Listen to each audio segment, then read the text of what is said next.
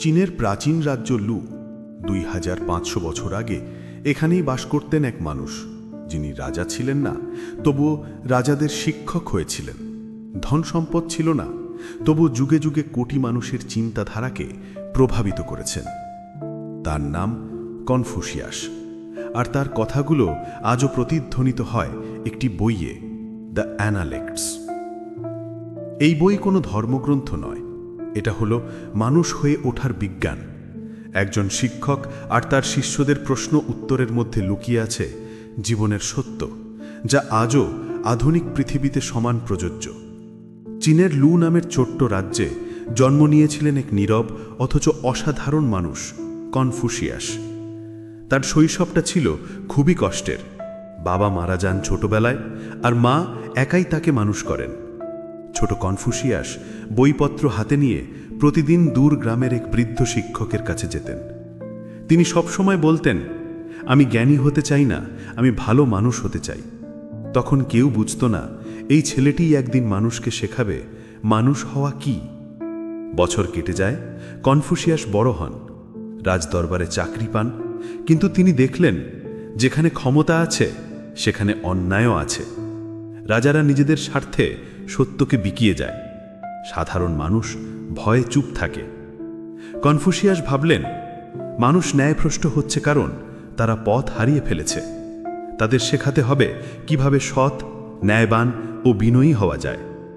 একদিন রাজদরবারে তিনি বললেন, যে রাজা নিজের প্রজাদের ভালোবাসে না, সে নিজেকেও ভালোবাসতে জানে না। এই কথায় অনেকে রেগে গেল। কেউ তাকে পাগল বলল, কেউ ভবিষ্যৎদ্রষ্টা। কনফুসিয়াস রাজদরবার ছেড়ে বেরিয়ে পড়লেন মানুষের মধ্যে। গ্রাম থেকে গ্রাম, শহর থেকে শহর তিনি ঘুরে বেড়ালেন, কথা বললেন সাধারণ মানুষের সঙ্গে। শিষ্যরা ধীরে ধীরে তার পাশে জড়ো হতে লাগল। তাদের মধ্যে ছিল ইয়েন, সু, জি, লি, তরুণ, কৌতূহলী ও সত্য অনুসন্ধানী কিছু মন। এক, সত্যের খোঁজ। এক বিকেলে পাহাড়ের নিচে গাছতলায় কনফুসিয়াস বসে আছেন। শিষ্য ইয়েন তাকে জিজ্ঞেস করল, গুরু, আপনি সবসময় বলেন পথ খোঁজো, এই পথটা কেমন? কনফুসিয়াস মৃদু হাসলেন। বাতাসে পাতার মৃদু শোঁ শোঁ শব্দ। তিনি বললেন, এই পথ মানে সত্যের পথ, যেখানে লোভ, অহংকার আর ভয় থাকে না। এই পথ কোনো ধর্ম নয়, কোনো নিয়ম নয়, এটা এক ভেতরের যাত্রা। যে নিজের ভেতর আলো খোঁজে সেই পথ খুঁজে পায়। ইৎসু জিজ্ঞেস করল, তাহলে গুরু, আপনি বলেন জ্ঞান কি? কনফুসিয়াস বললেন, জ্ঞান মানে বেশি জানা নয়, জ্ঞান মানে কিভাবে ভালোভাবে বাঁচতে হয় সেটা বোঝা। যে অন্যকে সম্মান করতে জানে সেই সবচেয়ে জ্ঞানী। একদিন জি তাকে জিজ্ঞেস করল, গুরু, মানুষ কবে সত্যিকারের মানুষ হয়? গুরু বললেন, যখন সে অন্যের প্রতি ঠিক সেই আচরণ করে যা সে নিজের জন্য চায়। তুমি যেমন ভালোবাসা পেতে চাও, তেমনি ভালোবাসা দাও, এটাই মানবতার মূল। লি জিজ্ঞেস করল, গুরু, মানুষ কেন অন্যায় করে? কনফুসিয়াস বললেন, কারণ তারা ভয় পায়। যে ভালোবাসা থেকে দূরে থাকে সে ভয় পায়। ভয় থেকেই আসে মিথ্যা, অন্যায় আর হিংসা। তাই আমি বলি, ভালোবাসা দিয়ে শুরু করো, ভয় চলে যাবে। সেদিনের সেই বিকেলে শিষ্যরা নীরবে শুনছিলেন। গাছের ছায়ায় বসে যেন সময় থেমে গেছিল। কনফুসিয়াস ধীরে বললেন, আমার শিক্ষা কোনো বই নয়, কোনো ধর্ম নয়, এটা এক জীবন্ত অনুভূতি। প্রতিদিন সকালে ওঠে নিজেকে বলো, আজ আমি একটু ভালো হব, আজ আমি কারো মন না কাঁদিয়ে বাঁচব, আজ আমি সৎ থাকব, যেভাবেই হোক। সেদিনের সেই বিকেলে যেন চীনের ইতিহাসে প্রথমবার কেউ বলেছিল, মানুষ হওয়াই সর্বশ্রেষ্ঠ ধর্ম। শিষ্যরা বুঝে গেল, এই মানুষটি শুধু শিক্ষক নন, তিনি সময়ের এক আলোক ধারা, যিনি শেখাতে এসেছেন কেমন করে মানুষ তার হৃদয়ের মধ্যে আলো জ্বালায়। শিষ্য লি বলল, গুরু, আমি শুনেছি আপনি বলেন মানুষ নিজের ভাগ্য নিজেই তৈরি করে, কিন্তু আমাদের তো ভাগ্য জন্মের সময় থেকেই নির্ধারিত থাকে, তাই না? কনফুসিয়াস বললেন, লি, ভাগ্য হলো নদীর ধারা, আর মানুষের কর্ম হলো দাঁড় বাওয়া। তুমি যদি নদীকে দোষ দাও, তুমি ডুবে যাবে, কিন্তু যদি দাঁড় ধরো, নদী তোমাকে গন্তব্যে পৌঁছে দেবে। লি বলল, তাহলে কি মানুষ তার জীবন পাল্টাতে পারে? কনফুসিয়াস বললেন, অবশ্যই পারে, কারণ মানুষ হল শেখার প্রাণী, শুধু তার দরকার সচেতনতা আর সত্যের প্রতি সম্মান। 2. শেখার অর্থ। শিষ্য ইয়েন বলল, গুরু, আপনি আমাদের প্রতিদিন শিক্ষা দেন, কিন্তু আমার মনে হয় আমি যত শিখি তত ভুলে যাই। তাহলে শেখার মানে কি? কনফুসিয়াস ধীরে বললেন, শেখা মানে শুধু মুখস্থ নয়, শেখা মানে জানা, বোঝা এবং প্রতিদিনের জীবনে তা প্রয়োগ করা। যে শেখে কিন্তু ব্যবহার করে না, সে যেন কৃষক যার জমি আছে কিন্তু সে বীজ বপন করে না। ইয়েন বলল, গুরু, যদি আমি শিখেও ভুল করি? কনফুসিয়াস বললেন, ভুল করা কোনো অপরাধ নয় ইয়েন, ভুল বুঝেও যদি না শেখো সেটাই অপরাধ। প্রতিটি ভুল তোমাকে সত্যের আরও কাছে নিয়ে যায়, যদি তুমি তা মেনে নাও এবং শিখে নাও বিনয়ের সঙ্গে। 3. বিনয় ও নম্রতা। এক বিকেলে শিষ্য ঝি এসে বলল, গুরু, আজ গ্রামে গিয়েছিলাম, সবাই বলল তুমি কনফুসিয়াসের ছাত্র, নিশ্চয়ই তুমি সব জানো। আমি তখন গর্বে মাথা উঁচু করেছিলাম। কনফুসিয়াস হেসে বললেন, ঝি, তুমি জানো নদী কেন শান্ত? কারণ তার গভীরতা বেশি। যে ভাবে সে জানে সে অজ্ঞ, আর যে জানে যে সে জানে না সেই প্রকৃত জ্ঞানী। ঝি চুপ করে গেল। গুরু বললেন, অহংকার জ্ঞানকে অন্ধ করে দেয়। যে নম্র থাকে তার মনই শেখার জন্য প্রস্তুত থাকে। 4. পিতৃভক্তি ও পরিবার। একদিন শিষ্য মেং এসে বলল, গুরু, আমার বাবা খুব রাগী, আমি ওনাকে ভালোবাসি, কিন্তু তার সঙ্গে কথা বললে ভয় লাগে। কনফুসিয়াস শান্তভাবে বললেন, মেং, পিতৃভক্তি মানে অন্ধ আনুগত্য নয়। বাবাকে শ্রদ্ধা করো, কিন্তু নিজের হৃদয়ের কথা ভুলে যেও না। যদি তিনি ভুল করেন তাকে অপমান নয়, শ্রদ্ধা দিয়ে বোঝাও। ভালোবাসা মানে বোঝা।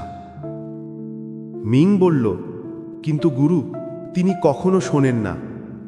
কনফুসিয়াস বললেন, যখন শব্দে ফল আসে না তখন নীরবতাও এক শিক্ষা। তুমি শুধু সম্মান রেখো, একদিন তিনি নিজেই বুঝবেন। 5. ন্যায় ও সততা। এক রাজা একদিন কনফুসিয়াসকে রাজদরবারে ডেকে পাঠালেন। রাজা বললেন, আমার রাজ্যে মানুষ মিথ্যা বলে, ঘুষ খায়, অন্যায় করে, তাদের কিভাবে সৎ করব? কনফুসিয়াস শান্ত কণ্ঠে বললেন, রাজা, ন্যায় প্রতিষ্ঠা করতে চাইলে প্রথমে নিজে ন্যায়বান হও। যদি নেতা সৎ হয়, মানুষ তাকে দেখে সৎ হয়। যদি নেতা মিথ্যা বলে, রাজ্যও মিথ্যা শিখে যায়। রাজা বললেন, তাহলে আইন কি কাজে আসবে? কনফুসিয়াস হেসে বললেন, আইন ভয় দেখায়, কিন্তু আদর্শ মানুষকে অনুপ্রাণিত করে। 6. সঠিক নেতা কেমন? শিষ্য ঝ্যান বললেন, গুরু, একজন নেতা কেমন হওয়া উচিত? রাজারা তো শক্তি দিয়ে শাসন করেন। কনফুসিয়াস ধীর কণ্ঠে ঝ্যাংকে বললেন, ঝ্যাং, একজন নেতা রাজা নন, একজন পিতা। ভয় নয়, ভালোবাসা দিয়ে শাসন করো।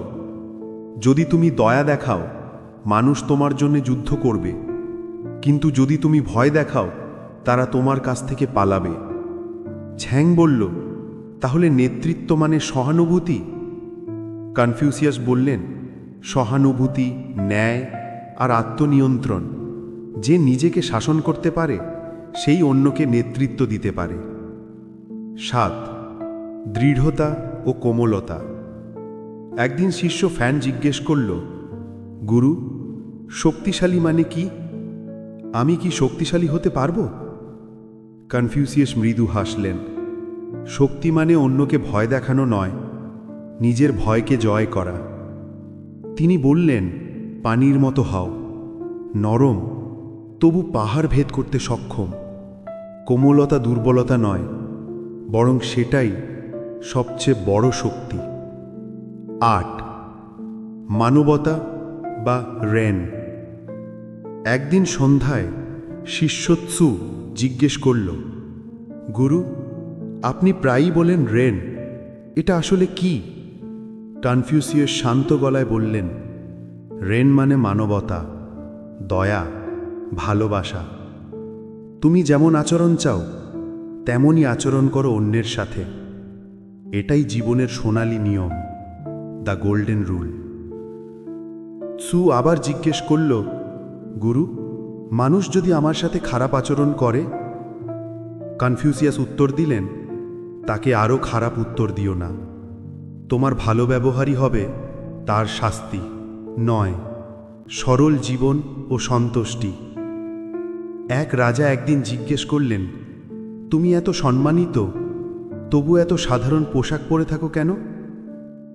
কনফিউসিয়াস হাসলেন, বললেন, সুখ মানে ধন নয়, মন। সত্য কথা বলা, কম চাওয়া, বেশি শেখা, এটাই শান্তির মূল।